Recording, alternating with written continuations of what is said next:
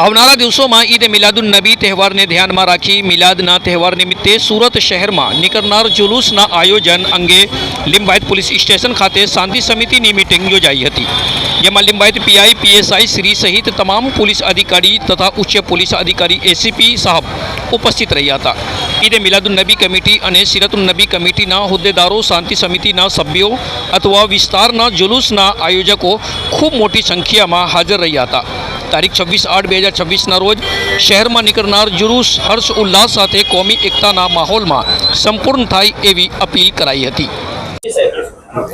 આજ રોજ Limbayat police station ખાતે એકતા સમિતિની મીટિંગનું આયોજન કરવામાં આવેલ, જેમાં આવનાર તહેવાર જેમ કે ઈદે મિલાદ, ગણેશ વિસર્જન, ગણેશ સ્થાપના એ તહેવારને શાંતિમય રીતે, એકતાપૂર્ણ રીતે પૂર્ણ કરે એ રીતેની મીટિંગ શાંતિ સમિતિના સભ્યો તરફથી કરવામાં આવેલ છે।